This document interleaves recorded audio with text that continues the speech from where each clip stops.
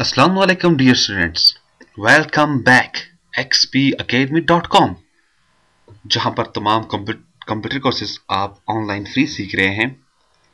इस video series में आप AutoCAD step by steps Urdu में सीख रहे हैं। स्टूडेंट्स, आज के लेसन में मैं आपको राइट एंगल के बारे में बताऊंगा। आप रेक्टेंगुलर शेप कैसे ड्रॉ करते हैं, रेक्टेंगल को कैसे ड्रॉ किया जाएगा, उसके कवानीन क्या है, उसका मेथड क्या है ड्रॉ करने का। तो आइए स्टूडेंट स्टार्ट करते हैं अपना लेसन। आप AutoCAD के ऊपर डबल क्लिक कर दें, आपके पास AutoCAD आपका ओपन हो जाएगा। पास मेरा AutoCAD ओपन हो चुका है। सबसे पहला काम हमेशा की तरह UN एंटर करें अपने कीबोर्ड से, अपने यूनिट्स का सेटअप बना लें। देन आप डी एंटर करेंगे डायमेंशन के लिए। मॉडिफाइड के अंदर जाने के बाद आप अपना डायमेंशन सेटअप बना लें और व्यू के अंदर जाके डिस्प्ले यूसीएस आइकन ओरिजिन कर दें। तो रेक्टेंगुलर स्टूडेंट्स क्या चीज है, आप क्लिक करो, एक पॉइंट दो और दूसरा पॉइंट दो, देखिए आपके पास एक रेक्टेंगल शेप बनी हुई आ जाएगी। जरा देखिएगा मैंने क्या किया था, डिलीट कर देता हूं। जैसे ही मैं रेक्टेंगल के ऊपर क्लिक कर दूंगा, इसकी शॉर्टकट भी है। वो क्या है, इसकी शॉर्टकट जो है वो है, तो इसकी शॉर्टकट आपके पास है REC। रेक्टेंगल के लिए शॉर्टकट आप क्या यूज करोगे, REC। यानी कि आप अपने कीबोर्ड से जब REC एंटर कर देते हो, एक पॉइंट दो दूसरा पॉइंट दो, आपके पास आपका रेक्टेंगल आ जाएगा। REC दे दें या आप इसके ऊपर क्लिक कर दें, लेकिन शॉर्टकट्स आपको आना जरूरी है। जैसे मैंने इसके ऊपर क्लिक किया रेक्टेंगल के ऊपर, मुझको ये मैसेज देता है, कहता है मेरा फर्स्ट कॉर्नर पॉइंट किधर है।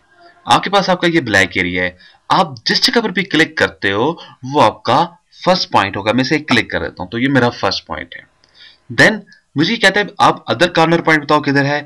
आप कहीं भी से क्लिक कर दो। जैसे मैं इसे इधर यहां पे क्लिक कर देता हूं, मैंने इसको एक क्लिक यहां पे किया। जैसे मैंने इसको क्लिक किया तो मेरे पास इसका सेकंड पॉइंट हो गया, यानी कि अदर पॉइंट आ गया। तो यहां से यहां तक एक रेक्टेंगल शेप बन चुकी है मेरे पास। लेकिन ये मेथड गलत है, क्योंकि स्टूडेंट्स मैंने आपको पहले दिन से ही कहा था, AutoCAD के अंदर हम कभी भी बगैर किसी वैल्यू के कोई भी चीज ड्रॉ नहीं करते हैं। हमें जब भी यहां पर कोई काम करना होगा उसे हमें वैल्यू देनी होगी। तो यहां पर एक फार्मूला यूज होगा, जो फार्मूला क्या है, @ क्योंकि आपके पास रेक्टेंगुलर एक ऐसी शेप है जिसके अंदर x भी है और y भी है। जब दोनों चीजें एक टाइम पर आ रही हैं तो पहली वैल्यू x की है, दूसरी वैल्यू y की है। तो ये फार्मूला आपके पास होगा। आप @ डालोगे, x की वैल्यू देंगे, फिर आप y की वैल्यू दोगे, एंटर कर दोगे, आपके पास आपका रेक्टेंगल बना हुआ आ जाएगा। तो मैंने जैसे इसके ऊपर क्लिक किया, इसको मैं एक पॉइंट दे देता हूं। मैंने इसको एक पॉइंट दे दिया है। अब आप दोगे Shift@, आपने @ दे दिया। मैं कहता हूं मेरे पास x चाहिए तकरीबन 2 फीट्स और y चाहिए मुझको 3 फीट्स। जैसे मैंने इसको एंटर किया, मेरे पास ये 2 फीट और 3 फीट्स का बॉक्स बना हुआ आ चुका है। आप डिम स्केल उठा लें अपने पास, यानी कि डायमेंशन मैं इसे देता हूं 3 फीट तकरीबन। अब आप डायमेंशन उठा लें, ये आपके पास 2 फीट्स की वैल्यू है और आपके पास यहां पर 3 फीट्स की वैल्यू है। तो 2 फीट्स और ये क्या रहा आपके पास, 3 फीट्स की वैल्यू आ चुकी है। फिर देखिएगा मैंने क्या किया था, मैंने रेक्टेंगल के ऊपर क्लिक किया, मैंने उसको पॉइंट दे दिया, Shift@, पहली वैल्यू देता हूं 4 फीट्स की और दूसरी वैल्यू देता हूं इसे 6 फीट्स की। जैसे मैं सेंटर करूंगा, मेरे पास एक रेक्टेंगल शेप बन जाएगी। 4 फीट्स जो है x की वैल्यू वो देखें, क्योंकि x मैंने आपको बताया था नीचे से दाएं से बाएं मूव होता है और y ऊपर से नीचे मूव होता है। तो देखिए आपके पास आपकी ये वैल्यू आ चुकी है। अब बाज़ औक़ात क्या होता है डियर स्टूडेंट्स, जब आप एक पॉइंट दे देते हो, यहां पे आप @ देना भूल जाते हो। तो चले मैं @ नहीं देता हूं, तो फिर भी मेरे पास बॉक्स जरूर बनेगा। लेकिन जैसे अब आपको दिखाई दे रहा है बॉक्स गलत बना हुआ है, तो इसलिए बगैर फार्मूला के जब आप वैल्यू दोगे तो उसमें कोई ना कोई फर्क लाजमी आएगा। ड्रॉ जरूर होगा लेकिन ठीक तरह से वैल्यूज के ऊपर ड्रॉ नहीं होगा। वापस आप रेक्टेंगल के ऊपर चले जाएं, फिर बस एक पॉइंट दे दें, Shift@। अगर आप दोनों तरफ इक्वल वैल्यू देना चाहें तो आप दोनों तरफ इक्वल वैल्यू भी दे सकते हैं। और ये देखें 3 फीट्स इधर है, 3 फीट्स इधर है, यानी x की वैल्यू भी 3 है और y की वैल्यू भी आपके पास 3 है।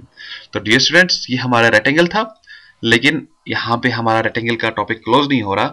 ये हमारा स्टिल आगे जाकर कंटिन्यू रहेगा, क्योंकि अभी मैंने आपको शेम्फर बताना है, एलिवेशन बताना है, फिलेट, थिकनेस, विड्थ वगैरह इसकी बतानी है। लेकिन अभी मैं यहाँ पर आपको इसलिए नहीं बता सकता हूँ, शेम्फर का कंसेप्ट आपके पास आगे जाकर आ रहा है, फिलेट का भी आपके पास आगे जाकर आएगा और थिकनेस जो है वो Z एक्सिस में दिखाई देगी। तो मोस्टली चीजें फिर हम बाद में कवर करेंगे। बहरहाल ये जो सिंपल तरीका था, सिंपल मेथड था, मैंने आपको बता दिया। मज़ीद मालूमात के लिए और अपडेट्स के लिए आप विजिट कर सकते हैं हमारी वेबसाइट www.xpacademy.com, जहां पर तमाम कंप्यूटर कोर्सेज आपको फ्री ऑनलाइन करवाए जाते हैं। एंड में एक टेस्ट लेने के बाद आपको सर्टिफिकेट भी इशू किया जाता है, जिसकी हार्ड कॉपी बजरिया TCS आपके बताए हुए एड्रेस के मुताबिक आपको दे दी जाती है। इसके अलावा आप हमें कांटेक्ट कर सकते हैं xpacademy@ymail.com, या आप हमें किसी वक्त कॉल कर सकते हैं 034390177779। तो स्टूडेंट्स, अपना ख्याल रखिएगा, अपनी दुआओं में हमें याद रखिएगा। इंशाल्लाह नेक्स्ट लेसन में फिर हाजिर होते हैं नए लेसन के साथ। उस वक्त तक के लिए इजाजत चाहूंगा मैं आपसे। अल्लाह हाफिज, अस्सलाम वालेकुम।